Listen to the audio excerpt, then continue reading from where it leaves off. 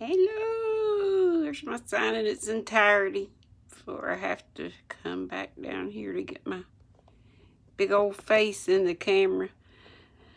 Squirrel got me that last time. I said, speaking of snuff, and I started to tell you something, then I went back to something else.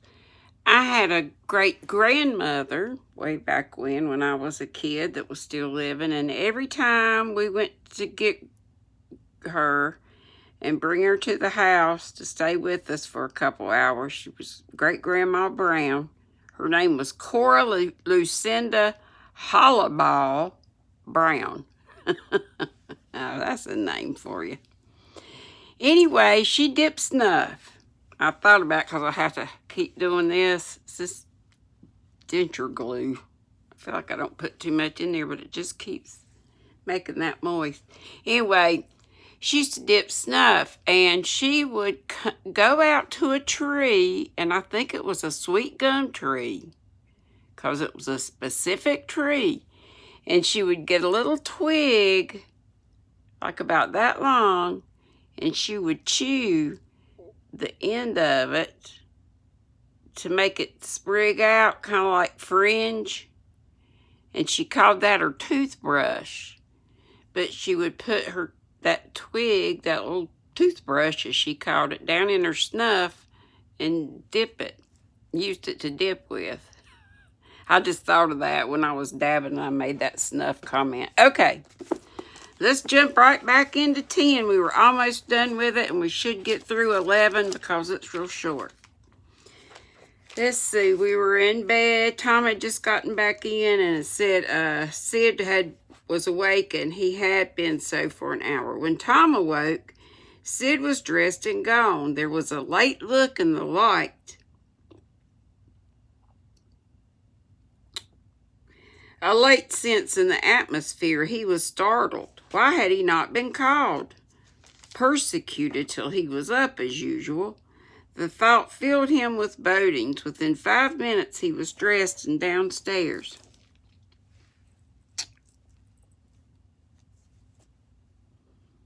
Keep losing my place. Downstairs. Feeling sore and drowsy. The family were still at the table, but they had finished breakfast. There was no voice of rebuke, but there were averted eyes. There was a silence and an air of solemnity that struck a chill to the culprit's heart. He sat down and tried to seem gay, but it was uphill work. It roused no smile, no response, and he lapsed into silence and let his heart sink down to the depths. After breakfast, his aunt took him aside, and Tom almost brightened in the hope that he was going to be flogged. But it was not so. His aunt wept over him and asked him how he could go and break her old heart so, and finally told him to go on and ruin himself and bring her gray hairs with sorrow to the grave, for it was no use for her to try any more. This was worse than 1,000 whippings, and Tom's heart was sorer now than his body. He cried and he pleaded for forgiveness, promised to reform over and over again, and then received his dismal feeling that he had won but an imperfect forgiveness, and established but a feeble confidence. He left the presence too miserable to even feel revengeful toward Sid, and so the latter's prompt retreat through the back gate was unnecessary. He moped to school, gloomy and sad, and took his flogging along with Joe Harper for playing hooky the day before, with the air of one whose heart was busy with heavier woes and wholly dead to trifles. Then he betook himself to a seat, rested his elbows on his desk and his jaws in his hands, and stared at the wall with the stony glare of suffering that has reached the limit and can no further go. His elbow was pressing against some hard substance. After a long time, he slowly and sadly changed his position and took up this object with a sigh. It was in a paper. He unrolled it, a long, lingering, colossal sigh followed, and his heart broke. It was his brass andiron knob. This final feather broke the camel's back. That thing that he had given to Becky. It's like returning a ring. Okay, chapter 11 is called Muff Potter Comes Himself and Tom's Conscience at Work. Close upon the hour of noon, the whole village was suddenly electrified with the ghastly news. No need of the as yet undreamed of telegraph. The tale flew from man to man, from group to group, from house to house with little less than telegraphic speed.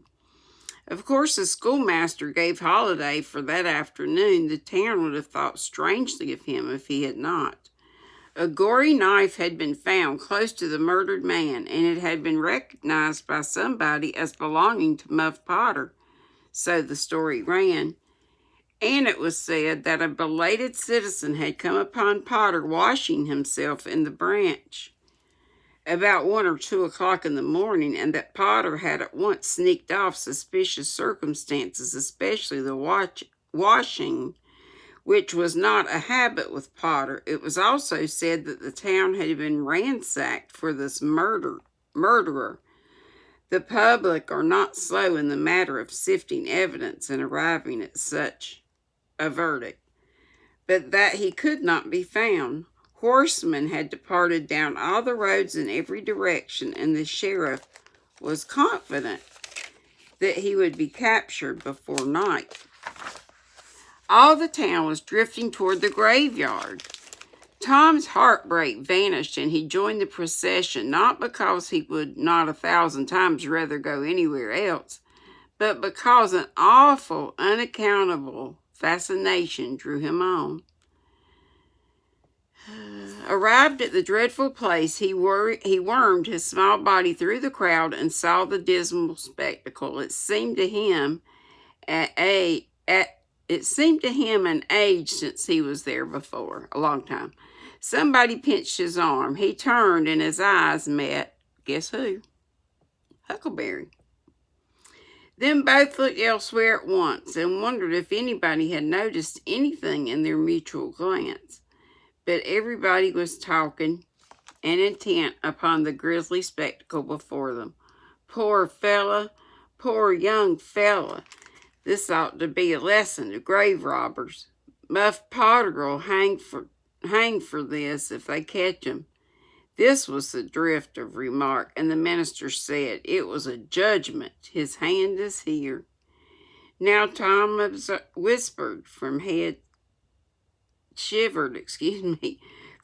to heel, for his eye fell upon the stolid face of Injun Joe. At this moment the crowd began to sway and struggle, and voices shouted, "It's him, it's him. He's coming himself." Who, said from 20 voices. "Muff Potter." Hello, he stopped. "Look out, he's turning. Don't let him get away." People in the branches of the trees over Tom's head said he wasn't trying to get away. He only looked doubtful and perplexed. "Infernal impudence," said a bystander. "Wanted to come and take a quiet look at his work. I reckon didn't expect any company." The crowd fell apart now, and the sheriff came through, ostentatiously leading Potter by the arm. The poor fellow's face was haggard, and his eyes showed the fear that was upon him. When he stood before the murdered man, he shook as with a palsy, and he put his face in his hands and burst into tears. "I didn't do it, friends," he sobbed. "'Pon my word and honor, I never done it." "Who's accused?" just shouted a voice. The shot seemed to carry home. Potter lifted his face and looked around with a pathetic hopelessness in his eyes. He saw Injun Joe and exclaimed, "Oh, Injun Joe, you promised me you'd never. Is that your knife?" And it was thrust before him by the sheriff. Potter would have fallen if they had not caught him and eased him to the ground, and then he said, "Something told me if I didn't come back and get, he shuddered, then waved his nevertheless hand with a vanquished gesture and said, "Tell him, Joe, tell him. It ain't any use anymore." Then Huckleberry and Tom stood dumb and staring and heard the stony-hearted liar reel off his serene statement. They expected every moment that the clear sky would deliver God's lightnings upon his head, and wondering to see how long the stroke was delayed. And when he had finished and stood still, alive and whole, their wavering impulse to break their oath and save the poor betrayed prisoner's life,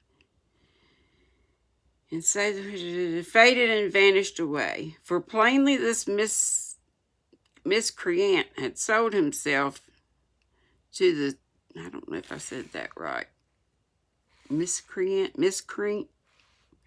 had sold himself to Satan, and it would be fatal to meddle with the property of such a power as that. And that means miscreant had sold himself to the devil. It says the boys are convinced that the faithless villain has struck a bargain with the devil, and that means Injun Joe. He now has the protection and aid of Satan.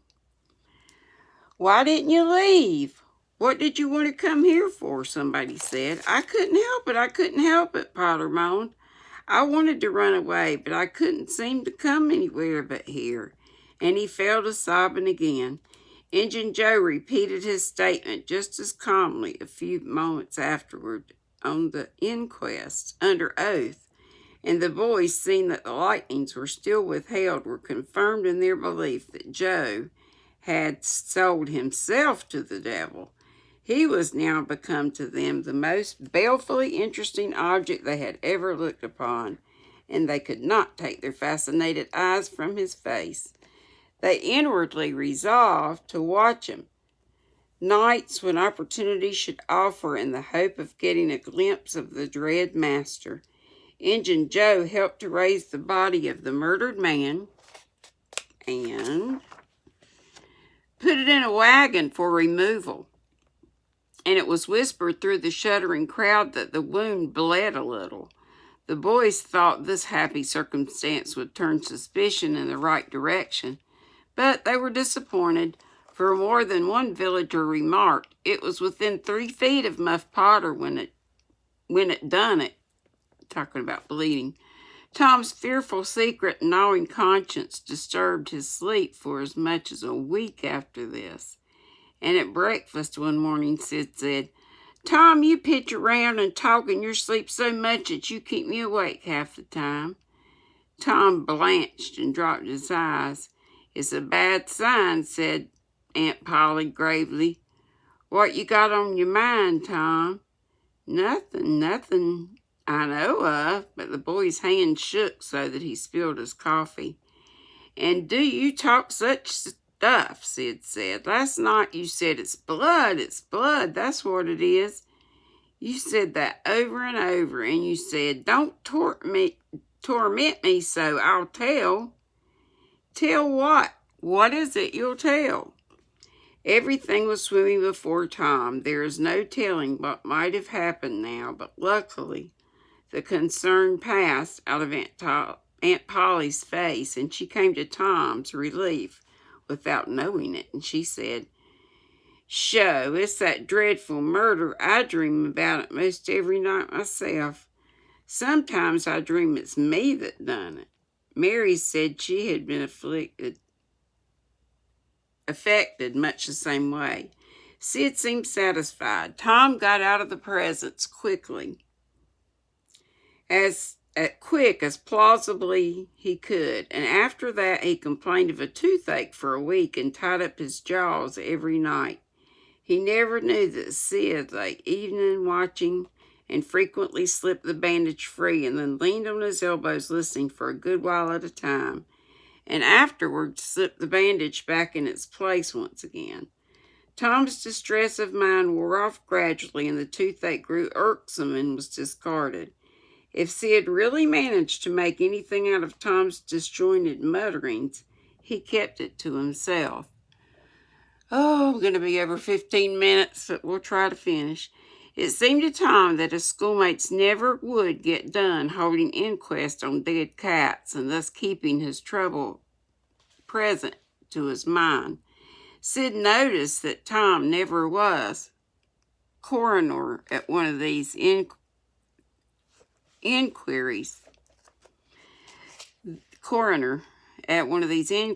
though it had been his habit to take the lead in all new enterprises. He noticed, too, that Tom never acted as a witness, and that was strange. And Sid did not overlook the fact that Tom even showed a marked aversion to these inquests, and always avoided them when he could. Sid marveled, but said nothing. However, even inquests went out of vogue at last, and ceased to torture Tom's conscience. Every day or two during this time of sorrow, Tom watched his opportunity and went to the little grated jail window and smuggled such small comforts through to the murderer, in quotation marks, as he could get hold of. The jail was a trifling little brick den that stood in the middle of the marsh at the edge of the village, and no guards were afforded for it. Indeed, it was seldom occupied. These offerings greatly helped to ease Tom's conscience. The villagers had a strong desire to tar and feather Injun Joe and ride him out on a rail for body snatching, but so formidable was his character that nobody could be found who was willing to take the lead in the matter, so it was dropped. He had been careful to begin both of his inquest statements with the fight, without confessing the grave robbery that preceded it. Therefore, it was deemed wisest not to try the case in the courts at present. And we'll stop there. And we'll be at chapter 12, called Tom Shows His Generosity and Aunt Polly Weakens. And I hope this will all get downloaded. Love ya. Be sweet. Family, friends, be sweet. Don't be ugly. Bye.